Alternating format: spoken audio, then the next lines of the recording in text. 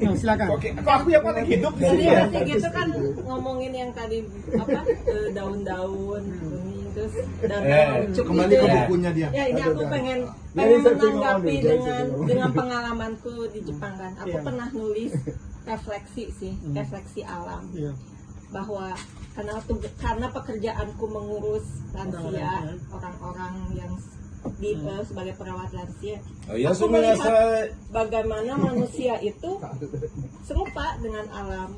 Misalnya saat musim panas, lalu musim gugur mereka menua, lalu musim dingin mereka mati, lalu musim panas dan musim semi mereka tumbuh lagi gitu. Jadi ternyata serupa gitu siklusnya manusia tuh dengan alam. Aku pernah bikin nonton film Kim Ki-duk yang sekian musim itu. Iya yang itu.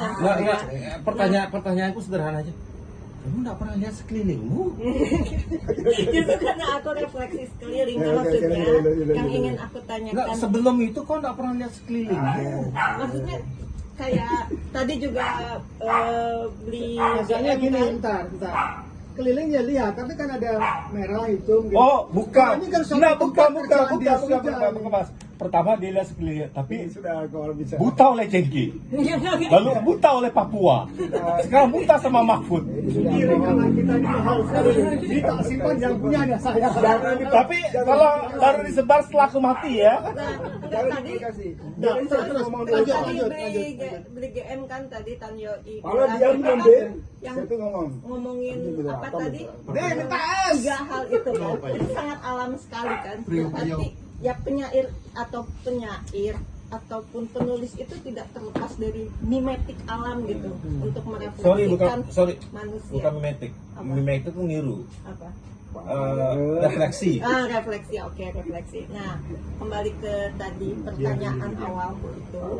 Maksudnya karena kita mengalami negara dengan 4 musim itu, bagaimana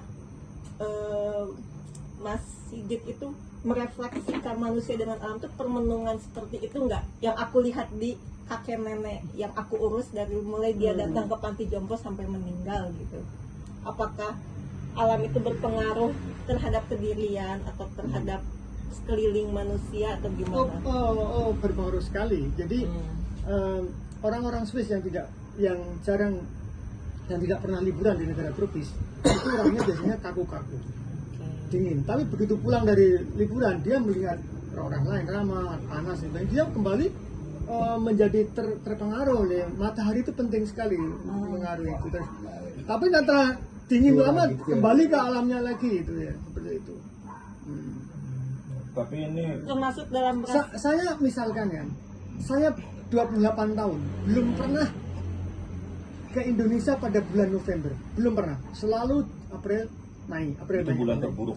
Waktu November saya datang ke sini, bulan saya kelahiran. naik motor ke Sanur, lihat banyak flamboyan keluar bunganya. Flamboyan keluar bunganya, mulai November. Jadi saya memutuskan. Enggak, flamboyan itu Oktober, Mas.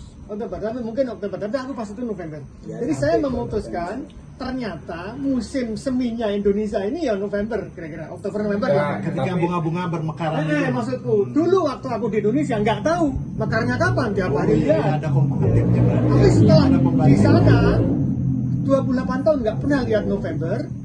Ya, ini kesulitan terbesar kita sebagai orang Indonesia ya, kita selalu melihat dari kacamata barat. Kalau saya di kehutanan diajari satu-satunya daerah di Indonesia yang punya musim panas mutlak adalah Jawa Barat. Cuma dia yang tahu musim panas. Alasannya? Situasi bintang dan lain-lain sama ini Atau matahari, cuma dia yang tahu. Jadi kamu harus masuk ke hutan, ketemu melati